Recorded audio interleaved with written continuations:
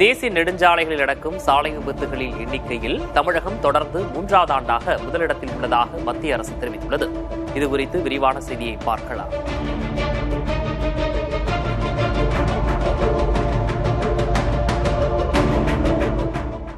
மக்களவையில் பொள்ளாச்சி எம்பி ஈஸ்வரசாமி எழுப்பிய கேள்விக்கு பதிலளித்த மத்திய சாலை போக்குவரத்து மற்றும் நெடுஞ்சாலைத்துறை அமைச்சர் நிதின் கட்கரி 2025ஆம் ஆண்டில் தமிழகத்தில் உள்ள தேசிய நெடுஞ்சாலைகளில் மட்டும் 21,122 விபத்துகள் நடந்துள்ளதாக குறிப்பிட்டுள்ளார்.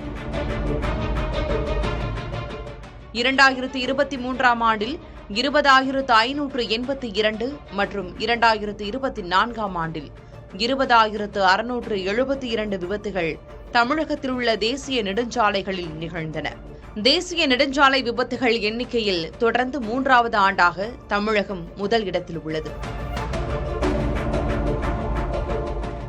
2025ஆம் ஆண்டில் தேசிய நெடுஞ்சாலை விபத்துகளில் கர்நாடக மாநிலம் 13,537 விபத்துகளுடன் 2ஆம் இடத்திலும் 10,842 விபத்துகளுடன் உத்தரப்பிரதேசம் 3ஆம் இடத்திலும் உள்ளன. தேசிய நெடுஞ்சாலை விபத்து மரணங்களில் 6,973 உயிரிழப்புகளுடன் உத்தரப்பிரதேசம் முதல் இடத்தில் உள்ளது.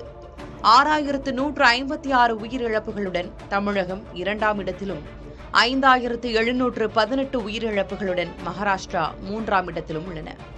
மிகை வேகம் நெடுஞ்சாலை விபத்து மரணங்களுக்கு மிக முக்கியமான மரண காரணியாக கண்டறியப்பட்டுள்ளது. இது தவிர மது அருந்திவிட்டு வாகனம் ஓட்டுதல், சிக்னல் விதிகளை மீறுதல் மற்றும் செல்போன் பயன்பாடு போன்றவை விபத்துகளுக்கு வித்திடுகின்றன. மற்ற மாநிலங்களை விட தமிழகத்தில் புகார்கள் முறையாக பதிவு செய்யப்படுவதும் விபத்துகள் எண்ணிக்கை அதிகமாக பதிவாக ஒரு காரணமாக கூறப்படுகிறது. தேசிய நெடுஞ்சாலை விபத்துகளால் பாதிக்கப்பட்டவர்களுக்கு உதவ மத்திய அரசு 1.5 லட்சம் ரூபாய் வரையிலான பணமில்லா சிகிச்சை திட்டத்தை இந்தியா முழுவதும் விரிவுபடுத்த திட்டமிட்டுள்ளது.